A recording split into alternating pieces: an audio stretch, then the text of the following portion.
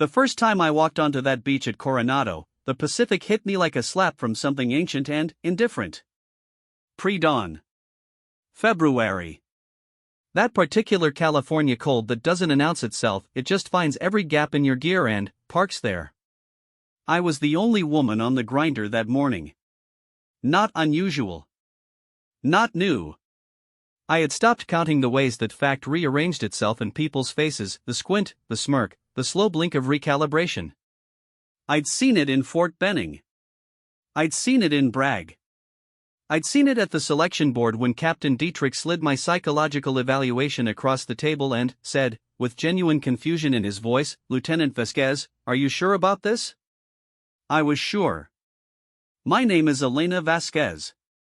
I was 29 years old, ranked first lieutenant, attached to Naval Special Warfare Command under a joint assessment program that nobody had officially named yet because the people running it weren't entirely sure it would survive. It was one of those Pentagon ideas that gets born in a committee room and arrives in the field looking bewildered and underdressed. The program's thesis: evaluate whether female officers with special operations backgrounds could function as integrated training cadre for BUD/S.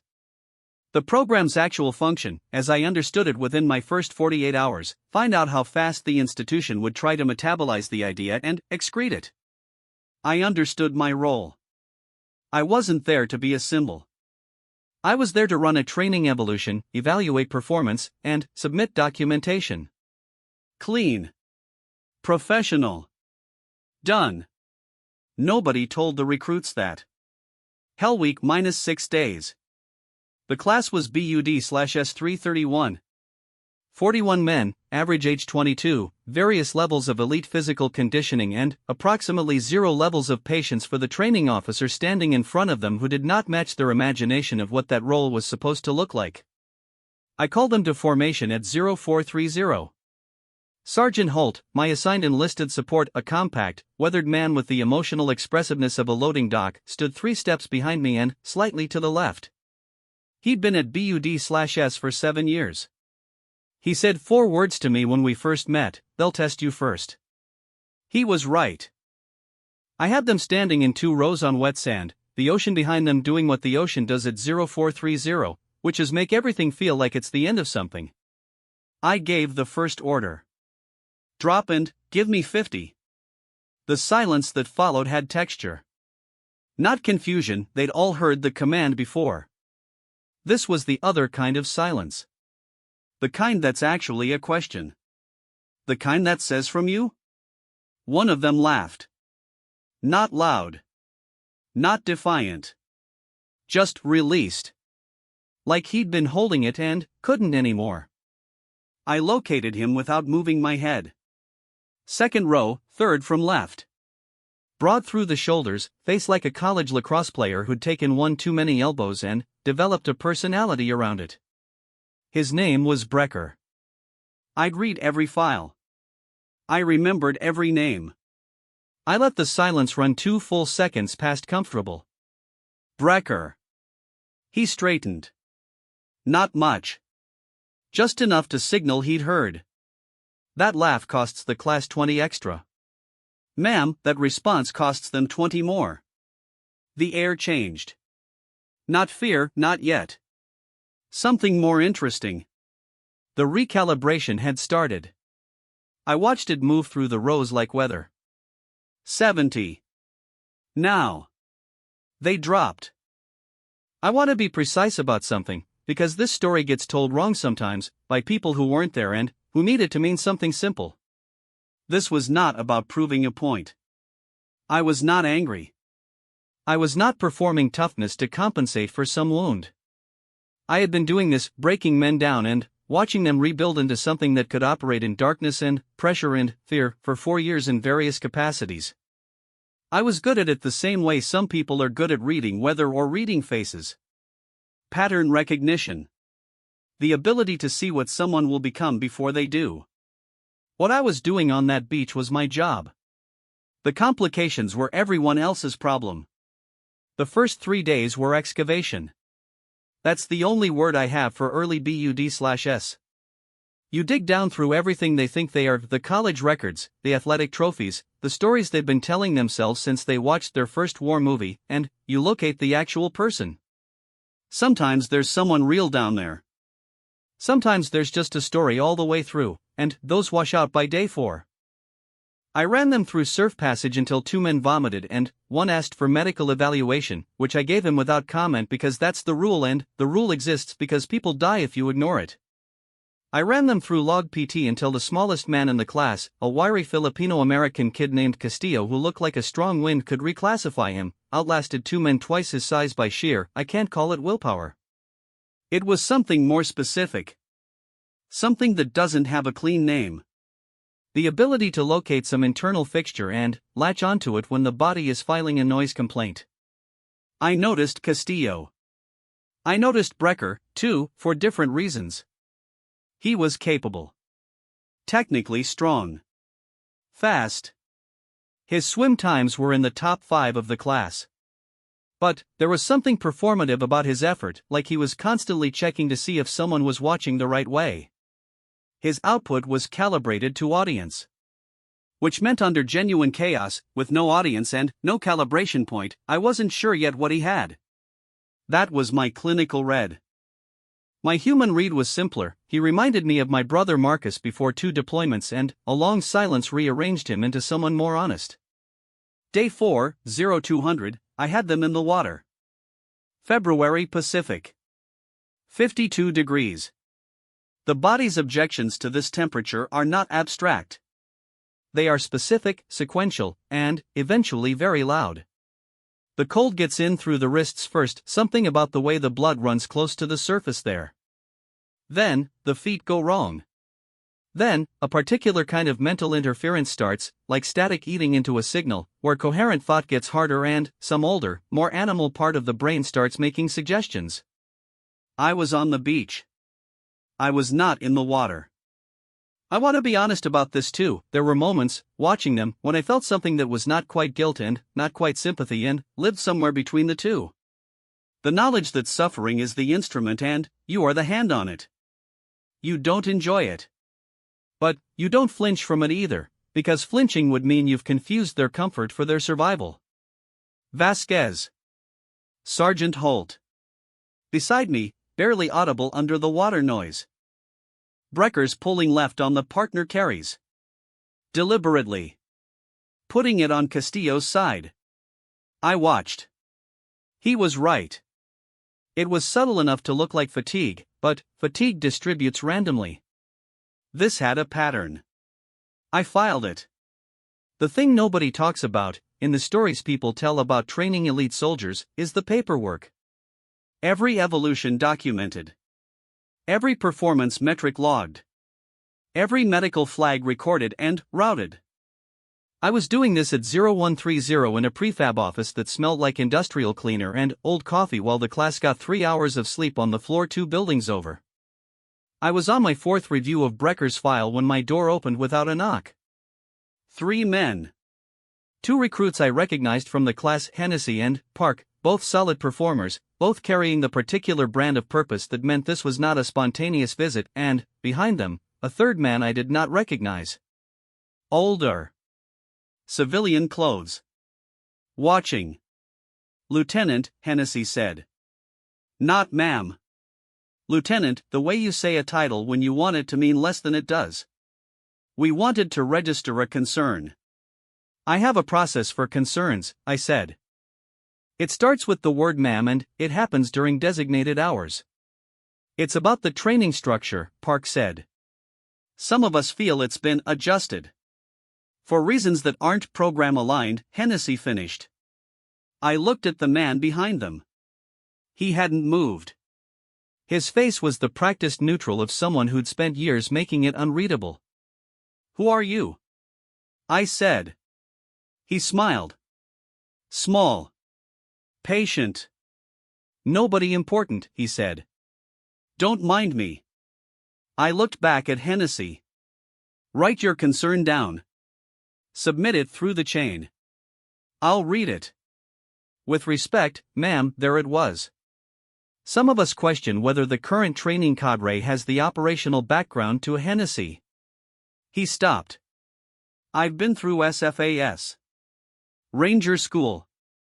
2 rotations in Kunduz and 1 in Mosul, where I ran personnel coordination for a direct action unit in conditions that would retire you. I have 17 documented performance evaluations, all rated excellent or above, from male superior officers who had no professional incentive to be generous. I paused. What's your concern about operational background, specifically? The silence in that room was different from the silence on the beach. That one had been about recalibration. This one was about a miscalculation that had just revealed itself. Dismissed, I said. They left. The man in civilian clothes was last out the door. He paused. Looked back. Lieutenant Vasquez, he said.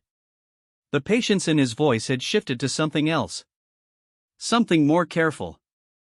Good night. He closed the door. I sat with my coffee going cold and the name I hadn't gotten and the feeling that the visit had not been what it appeared to be. I didn't sleep that night. Not because of the visit, not exactly. I'd had harder conversations in smaller rooms with higher stakes. What kept me awake was the specific texture of the man's attention. The way he'd been cataloging rather than observing. The way he'd said my name at the end like a period at the end of a sentence he'd been drafting for a while. Outside, the Pacific made its constant argument against the shore. Cold and patient and entirely uninterested in my interpretations. I got up at 0330, 20 minutes before the alarm, and went back to the beach. The grinder was empty. The sand held the impressions of the previous day's work, boot prints, body outlines, the small geographies of exhaustion. I walked to the waterline and stood there until the cold stopped being a fact and started being a condition, which is the trick to most things that hurt. Then, I went to work. Day 5 started with a navigation problem. Not mine. Theirs. I'd set the land and navy course myself the night before, working from topo maps and memory of the terrain, planting waypoints in places that rewarded precision and punished assumption. The class had 45 minutes. Standard equipment. Standard rules. Brecker's team came back 20 minutes early. I watched them jog in from across the dunes, 6 men, Brecker at the front, the particular satisfied posture of people who think they've beaten something. All waypoints confirmed, ma'am, Brecker said. His breath came easy. He'd barely worked for it. I looked at his card. The waypoint stamps were all there. Times, coordinates, signatures. Good, I said. I filed the card. Castillo's team came in at the 42-minute mark. Castillo himself was carrying the pack of the man beside him, Reyes, who was nursing something in his right ankle that hadn't been there yesterday. No fanfare about it. No performance. He was just carrying it because it needed carrying. I looked at Reyes. Medical after debrief. Reyes nodded. Castillo handed him back his pack, said something I couldn't hear. That evening I pulled the waypoint logs and ran the coordinates against my course map. Brecker's team had hit 4 of the 6 waypoints. The 2 they'd missed were the hardest ones, half a mile off the direct route, buried in a terrain fold that you'd only find if you were navigating precisely instead of navigating to approximate. The stamps on the card were real, the coordinates next to them were not. 2 of his team members had forged position data. I sat with this for a moment. Then, I went to find Holt. He was in the equipment bay running an inventory that didn't need running, which was how Holt relaxed. I told him what I'd found. He didn't move his face. What do you want to do? He said. Nothing tonight, I said. Tomorrow, during the pool comp, I want you watching Brecker's right shoulder. In the water. Holt looked at me. He's been favoring it, I said. Since day 2. He's hiding something. I want to know what. And the navigation logs? I document them. I don't act on them yet. Why not? Because the person I need to make the call on Brecker isn't me, I said. Yet. I need to tell you about Castillo. His full name was Alejandro Castillo. 23 years old. Born in Daly City, California. Attended Fresno State on a partial athletic scholarship, cross-country, before enlisting. His enlisted service record read like someone had dared him to be unremarkable and he'd accepted the dare and, then, quietly dismantled it. His psych evaluation used the word equanimity 4 times. Most evaluations don't use it once. He was not the largest or the fastest or the most visibly impressive person in BUD/S331. He was something harder to quantify and, far more rare, he was genuinely unbothered by suffering. Not numb to it. Not pretending past it. Actually, constitutionally, at some cellular level, just fine with it. The cold didn't catastrophize for him. The exhaustion didn't become a narrative. It was just a condition he was currently in, like weather, and weather always changed. I had seen that quality twice before in my career. Both times in men who went on to become the kind of operator legends get built around. I wrote in his file, recommend continued monitoring. Potential cadre material, long timeline. Pool competency day. The Pacific Indoor Facility. Chlorine and noise and the particular quality of sound that only happens over water in enclosed spaces. The test was standard, demonstrate water confidence under stress. Instructors would jump on candidates in the water, rip off their masks, remove their regulators, tangle their equipment. The goal was not to survive, survival was assumed.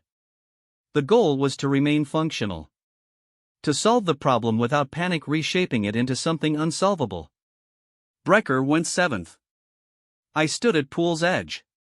Holt was positioned across the water at my 2 o'clock. We didn't need to signal. Brecker hit the water clean. Good form. For the first 30 seconds he was textbook. Then, the instructor hit him from the right, grabbed his right arm and cranked it backward through the water, the standard aggression sequence, and something happened in Brecker's face that his body tried to hide and couldn't quite. Pain. Specific. Located. He finished the evolution.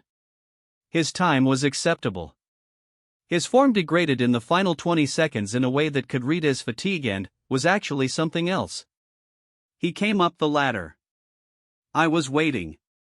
Right shoulder, I said. Not a question. He looked at me. The recalibration happened faster this time, he was getting better at it, or I was getting easier to read, one of the two. I'm fine, ma'am. I didn't ask how you felt. I made a statement. I paused.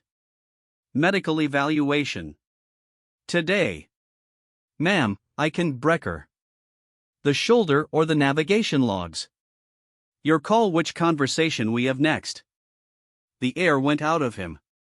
Not all the way, there was still fight in there, there would always be fight in there, that was the thing about him that wasn't complicated, but enough. The shoulder, he said. Medical evaluation. Today. He went. The medical report came back at 1800. Partially torn rotator cuff. Pre-existing. Aggravated. The doctor's note was careful and thorough and ended with the phrase continued participation is contraindicated without surgical intervention. I read it twice. Then, I went to find Brecker. He was in the barracks, sitting on the edge of his rack with his boots still on and his hands very still in his lap, which was the posture of a man who had been waiting for news he already knew was coming and had organized himself around the receiving of it. You knew, I said. He nodded. One slow, honest dip of his head. Before you arrived? Happened in a pickup game. 3 months before selection. I had it evaluated, got told the same thing, spent 2 weeks deciding whether to report it. He looked at his hands. I didn't. Why? Because I'd been trying to get here since I was 14 years old and I was not going to let a shoulder tell me no. I sat down across from him on the next rack. The springs complained. I need to tell you something, I said. And, I need you to hear it like an adult. He looked at me. Some of the performance had finally left his face. What was underneath was younger than I expected and more real. The shoulder is one problem, I said. The navigation logs are a different problem. One of those problems is medical. The other one is about who you are when you think nobody's checking. I paused. And, at BUD/S, someone is always checking. That's the whole point. He was quiet long enough for the building's ventilation system to cycle through one full breath. Am I out? He said. You're medically not cleared to continue this cycle, I said. That's a fact. What happens after the surgery is between you and a recovery timeline and whatever decision the board makes. And the logs? I document everything, I said. I'm honest in what I write. What I write about the logs is going to say something specific about what kind of problem this was and what I think it says about you as a candidate. Which is what? Fear, I said. Not moral failure. Fear. You were terrified of being seen as less than everything you'd built up, so you let 2 of your team members cover a miss. That's a problem because in the field, missing a waypoint and pretending you didn't is the kind of error that has a body count. I held his eyes. But fear is workable, if you're honest about it. He didn't say anything for a while. What do I do? He said finally. You go to medical. You get the surgery. You recover the right way. You come back to selection with a shoulder that actually works and a file that says you were honest when it mattered. I stood up. And Brecker, the 2 men who forged those coordinates. They report to me by 0600 tomorrow. Voluntarily. You tell them that. And, if they don't? Then, the documentation reflects the version of events where they waited for me to find them, which reads worse. I moved toward the door. Your call. Both men reported to me at 0548. That night, the man from the doorway, the one in civilian clothes who'd said nobody important, was in the hallway outside the medical bay when I came out from filing the Brecker paperwork. This time he was in uniform. Rear Admiral's insignia. 2 stars. The nameplate on his chest read McLaren. I stopped. Recalibrated. Ran back through every version of the previous 4 days and inserted the correct person into the civilian clothes and reread every scene. Lieutenant Vasquez, he said, the same way he'd said it before, with that patient particular quality I now understood differently. Admiral McLaren, I said. Walk with me. We walked the perimeter of the facility. The Pacific was doing its thing in the dark, 100 yards west. He walked with his hands clasped behind his back, which gave the conversation an academic quality that I decided was probably deliberate. What do you make of your class? He said. 37 viable candidates through current phase, I said. 3 medical withdrawals, 1 voluntary. Castillo and 3 others have potential beyond standard SEAL qualification. Brecker is a long-term reclamation project if he comes back honest. And the class's relationship with you as cadre? Complicated, I said. Improving. How? They stopped testing whether I could handle the role and started relating to it, I said. That happens around day 3 with most groups. The ones who haven't gotten there by day 5 usually wash out by day 8 for unrelated reasons. McLaren nodded. The sound of the ocean filled a pause. I need to tell you what this program actually is, he said. I didn't say anything. I'd been waiting for this conversation for 5 days. The integration assessment is real, he said. The documentation you're producing is real and it's going to policy committees in 3 months. But there's a secondary purpose. He paused. We're evaluating the institutional response. Not you. The institution. How the command structure around you behaves when a qualified female officer is placed in a position of authority over a pipeline that has been exclusively male for its entire history. I let that sit. You've been watching the class, I said slowly. And watching the cadre. And watching who came to my office at 0200 and why. Yes. And Hennessy and Park. both of whom, McLaren said, had been encouraged by a senior enlisted member of this command to bring that particular complaint to your office. He paused. That senior enlisted member has since been counseled. The sand was wet and cold under my boots. I focused on that for a moment. The specific sensation of ground that was solid but gave slightly. How that felt like something else. Why are you telling me now? I said.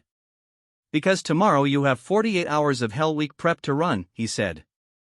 And I wanted you to go into it knowing the full picture. And knowing you're watching. Knowing why I'm watching, he said. Which is different.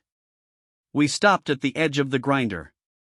The sand was raked from the morning's formation. Under the lights it looked like the surface of something planetary. One more thing, McLaren said. The class. The men who came around on you, what did that? I thought about it. Honest. Brecker, I said. Watching me handle Brecker without anger. They expected me to perform authority. What I did instead was just use it. For the thing it's for. I paused. I think that surprised them. McLaren looked at me for a moment. Yes, he said. It does. He walked back toward the main building. I stayed where I was. The Pacific ran up the beach and pulled back. Ran up. Pulled back. 52 degrees and completely unbothered. I went back to work. Hell Week begins on a Sunday night and ends on a Friday, and the number of hours in between is not something you think about if you're smart, because the number is a weapon and weapons are best handled at range. I had run Hell Week support before, logistics, medical coordination, rotation scheduling. I knew its architecture. I knew the way it disassembled people along their fault lines, the way the first night was like the whole building shaking on its foundation and some things fell off the walls and some things held and you didn't always know in advance which was which. What I had not done before was stand at the front of it. 0800, Sunday. I had 17 hours to run final prep. Holt was with me from the start, coffee in hand, moving through the checklist with the efficiency of someone who'd done this so many times it had stopped being an event and become a climate condition. Class size, I said. 37 entering the evolution, Holt said. Medical cleared 35. Reyes and one other pulled. Reyes. The ankle. I filed it. Castillo? Cleared. Good to go. Holt paused. Also the only one who asked if there was anything he could carry. I looked up. Genuinely, Holt said. Came to the prep station this morning, looked at the equipment staging, and asked if he could help load out. I thought about that for a moment. What it meant and what it didn't mean and the difference between performed camaraderie and actual character. He stays on my radar, I said. 2200 Sunday. The starting gun, metaphorically. No actual gun, just me, stepping out of the darkness onto the grinder, where BUD/S331 stood in formation and had been standing long enough to have started feeling the cold, and the Pacific was going to war with the shore 30 yards away, and the lights above the grinder cast everyone in the particular flat brightness that makes everything look like a still from someone's worst night. I walked the line. I didn't speak. Not yet. I let the silence run. This is a thing I learned from a ranger instructor named Coulter who was shaped like a door and had the emotional temperature of a dial tone. Don't greet Hell Week, he told me once. Let it arrive. I walked the line. I looked at faces. 35 men looking back at me with expressions ranging from controlled to barely controlled to the particular glassy calm of people who decided to feel nothing and were discovering feeling nothing had a cost. Then, I said, get wet. The next 22 hours moved the way time moves when there's too much happening in too small a frame. It compressed and stretched without following any logic, so that 45 minutes of surf passage felt like 4 hours and a 2-hour boat carry felt like 15 minutes, and you couldn't hold on to sequence, you could only hold on to the next thing and then the next thing after that. I ran them through the surf until men were shaking in a way that had nothing to do with cold because the cold was past registering and what was happening now was the body doing something more fundamental. I ran them through log PT in the dark until the sound of synchronized effort and pain was indistinguishable from a particular kind of prayer. I ran them through timed swims in water that was the temperature of bad decisions and, then, up the beach in boots that weighed what wet boots weigh, which is more than you remember, always more. I did not yell. This is a thing that confused them, I think, for the first several hours. They were braced for screaming, that was the template they'd brought with them, the DI from every war movie pressing his face to theirs and operating at maximum volume. When that didn't happen, when instructions came steady and level and did not modulate based on whether they were being followed, something in the performance of their resistance stopped working because there was nothing to perform against. Holt, at some point during the night, appeared at my shoulder and said quietly, "Interesting approach. Does it work?" I said. "Ask me in 48 hours, he said. Hour 31. The boat races. 6 IBS teams, 6 rubber inflatable boats, a course that went out through the surf zone and back twice. The Pacific was in one of its moods, chopped from the northwest, a 6-foot swell running at an angle that made boat handling into a problem statement. Good.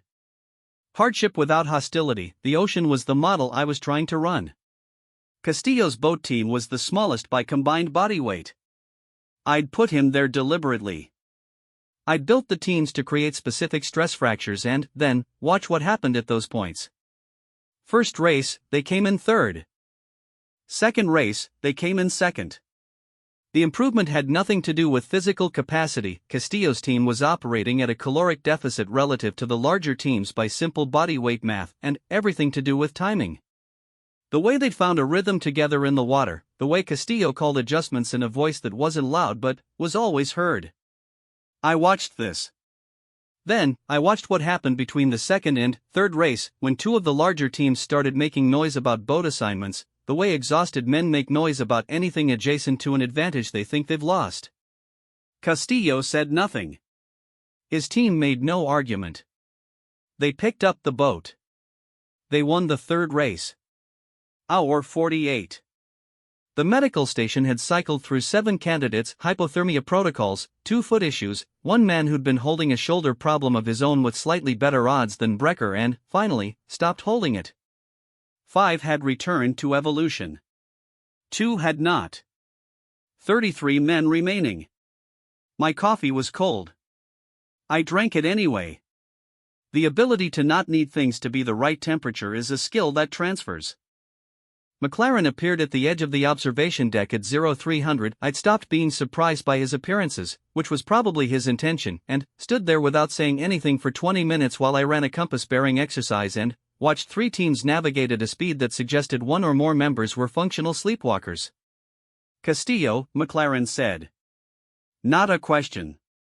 Yes, I said. He reminds me of someone. Who? A petty officer from the 2004 cycle, McLaren said. Name was Torres. You wouldn't know him. A pause. He's a Master Chief now. Running a team out of Coronado. I filed that.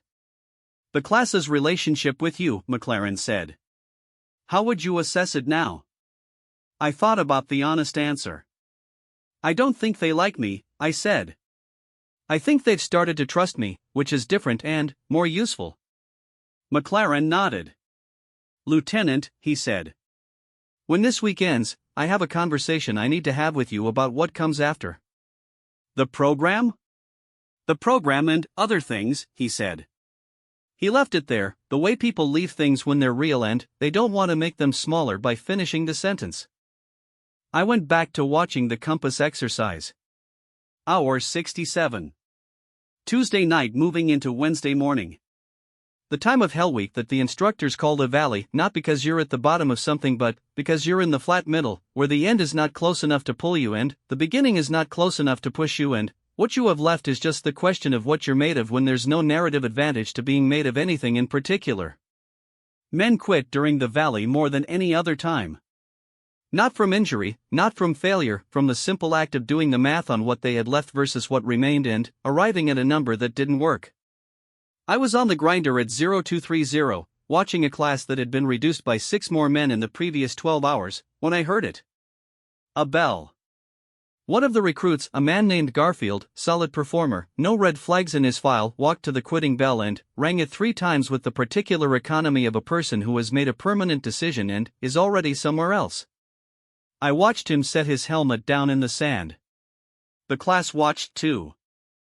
The way they always watch, with a complicated mix of relief that it wasn't them and fear that it will be and something else underneath that doesn't have a name, the knowledge that the space where that person was standing now exists differently.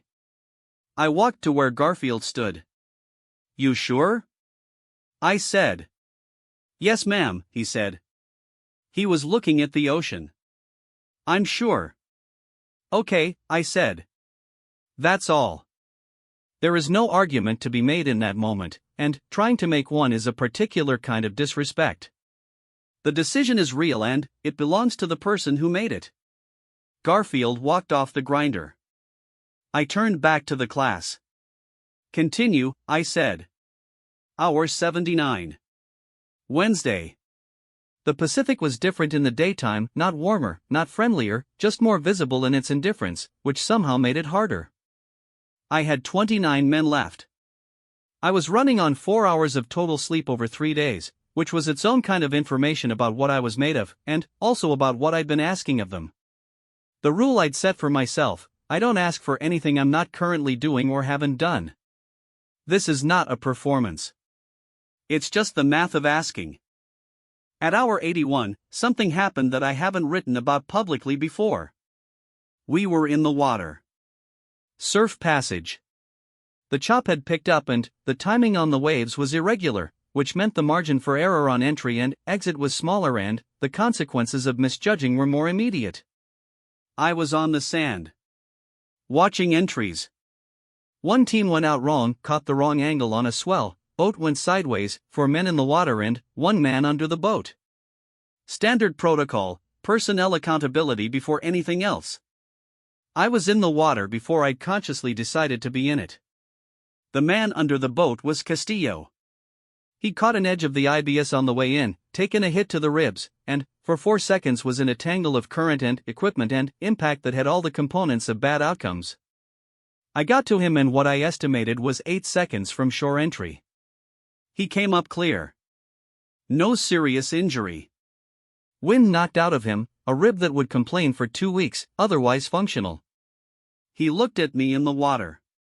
"Ma'am," he said, breathless, with a quality in his voice that I didn't fully understand until later. "You're good," I said.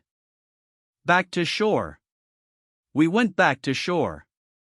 What happened next, I didn't see. Holt told me about it afterward. While I was wringing water out of my jacket behind the equipment bay, the class was in formation on the beach. And, apparently, without instruction, without prompting, they stood at attention facing the water. Facing where I'd gone in. Not parade rest. Not at ease. Attention. Holt said it lasted about 40 seconds before I came back around the equipment bay corner and they all simultaneously decided they were doing something other than that and broke formation into the kind of casual confusion of people pretending a thing didn't happen. He said Castillo was the last one to break. I didn't address it. You don't address things like that. You file them in the real part of the record, the one that doesn't get submitted to any committee, the one that is yours, and you carry them the same way you carry the other things that matter too much to talk about out loud. I went back to work. The class went back to work. The Pacific continued its cold and specific argument with the shore. 29 men. Wednesday. Halfway through Hell Week. The wall, and I mean the real one, the one inside them that either held or didn't, was 3 days ahead. Thursday came in on a cold front that nobody had forecast. The Navy weather brief at 0600 said wind shift from the north, 22 knots sustained, possible precipitation by afternoon. On the grinder, sustained wind at 22 knots doesn't sound like much until you've been wet for 72 hours and your core temperature is doing a thing that the human body was not specifically designed to sustain, and then, it sounds like an engineering problem. I looked at the forecast. I looked at the class. 27 men now. 2 more had gone to medical overnight, 1 genuine hypothermia concern that the corpsman had flagged correctly and that I'd acted on immediately. One man who'd been carrying something in his leg for 48 hours and had finally stopped carrying it. Neither quit. Both left on medical, which is different and matters in the record. 27 men, day 4, cold front incoming. I ran them anyway. Not from indifference, from the specific knowledge that the wind and the cold and the timing were not obstacles to Hell Week. They were Hell Week. The discomfort was the point. Not the cruelty of it. The point, which is, can you function when everything is wrong? The answer, for 27 different men with 27 different internal architectures, was being written in real time on a beach in February in California, and I was the one holding the pen. Hour 96. Thursday afternoon. The wind had arrived exactly as promised and brought rain with it, a thin, persistent, personal kind of rain that Holt called the kind that gets through things. I was on the observation deck above the surf zone when McLaren appeared again. This time he was in uniform and not pretending otherwise, and he had a man with him I recognized from the command staff photo in the briefing binder, Captain Okafor, Naval Special Warfare Command, the officer who had signed my initial assignment orders and whose name I had not seen or heard since. They stood with me and watched the class run a timed navigation problem through the rain. Okafor said nothing for a long time. Then, how many do you project completing the week? 23, I said. Possibly 24. The class entered at 41, he said. Yes, sir. That's an attrition rate of 44%, I said. The 5-year Bud/S average is 46. I'm slightly below historical average. Okafor looked at McLaren. McLaren looked at me. The patience in his expression had shifted to something that took me a moment to categorize. Pride, I realized. The specific kind that's careful about showing itself because it knows how it can be misread. Lieutenant, Okafor said, I want to discuss your post-program assignment. I kept my eyes on the class below. Castillo and his team had found the first waypoint. I could tell by the way the group's posture changed, not celebratory, just recalibrated. The small efficient reorientation of people who know where they are. I'm listening, I said. What Okafor told me, over the next 11 minutes while the rain came down and the class ran their problem and the Pacific made its noise in the background, was this: the integration assessment had been submitted to policy review 6 weeks early because the preliminary data was sufficiently compelling that the committee wanted to begin drafting framework before the cycle concluded. The preliminary data was my operational logs and Holt's independent evaluations and McLaren's observation reports. The framework they were drafting would authorize, for the first time in the history of naval special warfare, female officers to serve as permanent training cadre at BUD/S. And the first permanent billet would be offered, if she wanted it, to the officer who had been running the assessment cycle. I let this land. This isn't an obligation, McLaren said. You can return to your prior assignment. Your service record benefits either way. The program benefits either way. I watched Castillo below. He was explaining something to the man next to him, pointing at a terrain feature in the distance, the way someone explains a thing they understand clearly to someone who's almost there. I want to know one thing, I said. The men who came to my office. Hennessy and Park. The senior enlisted who sent them. Counseled and reassigned, Okafor said. Is that the end of it? McLaren and Okafor looked at each other in the way people look at each other when they're deciding how much of an honest answer to give. No, McLaren said finally. It's probably not the end of it institutionally. There will be more friction. The policy framework will face resistance in the command structure, and some of it will be organized and some of it will be informal and some of it will just be the weight of 100 years of institutional habit. He paused. But the data will exist. The documentation will exist. The names of the men who completed this cycle under your command will exist. He paused again. That's harder to argue with than we are. Hell Week ended at 1400 on Friday. I know the exact time because I have it written in the operational log in my handwriting, and because I remember where I was standing when I wrote it, on the beach, in boots that had been wet for 5 days, holding a pen that kept skipping, which was annoying enough that I remember it with the same granularity I remember the important things. 23 men completed the week. They stood on the beach in the cold, having been told it was over, and, for a moment nobody did anything because over is a concept that requires recalibration when your entire cognitive operating system has been running a single program for 132 hours. They stood there and, the ocean did its thing and, the cold did its thing and, then, one by one, something changed in their faces. Not celebration. Not relief. Something quieter. The particular look of people who have learned something about themselves that they will carry for the rest of their lives and that nobody else can take, because it was built from the inside out. I walked the line. I stopped in front of Castillo. His face was a map of the weak, salt, exhaustion, the bruise along his left jaw from the surf passage incident on Wednesday, 2 days of stubble. His eyes were clear. "Castillo," I said. "Ma'am." "Good work." He nodded. "Once." The exact economy of a person who knows that the phrase means more than its 4 words and doesn't need to make it larger. I walked to the end of the line. Stood there for a moment, facing them. 23 men who had arrived on this beach 5 days ago with every kind of doubt and performance and defense they'd assembled over their lives, and who had, through the specific mechanism of extended collapse, discovered what was underneath. They were looking at me. Not the way they'd looked at me on day 1, not the recalibration, not the test, not the performance of skepticism. Just looking.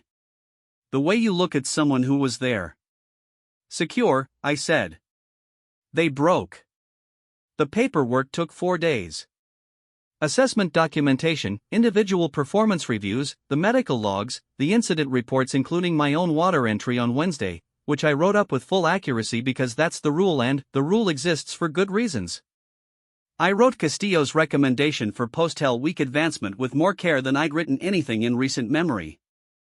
I wrote Brecker's file notation the way I'd told him I would honestly, specifically, the fear named and the potential named in the same document, because both were real and one didn't cancel the other. I wrote my own assessment of the program, what worked, what didn't, where the institutional resistance showed up and what form it took and what happened when it was met with documentation and procedure rather than argument. On the last page I wrote the sentence that I'd been turning over since day 1. The question was never whether a female officer could function in this environment. The question was whether the environment would function correctly around her. The data suggests it can, with appropriate monitoring, clear authority chains, and command leadership that enforces standards uniformly. I reread it twice. Then, I submitted it. 3 weeks later I got the official assignment notification. Permanent Training Cadre, Bud/S. First female officer in the role. Reporting date, 60 days. I put the notification in the operational folder where I kept documents of this category, the ones that were about the job rather than about me, and went to make coffee. Holt was in the office when I came back. He'd taken to appearing the way McLaren had, without announcement, which I had decided was a compliment of some kind. "You staying?" he said. "I'm staying," I said. He nodded. Picked up the training schedule for the incoming cycle. Studied it. "Class 332 reports in 11 days, he said. "I know. Bigger class than 331. "I know. Commander Patterson from Group 1 is sitting in on the first week." He paused. "He's got opinions." I drank my coffee. "They all have opinions," I said. "That's fine. Opinions don't run evolutions." "I do."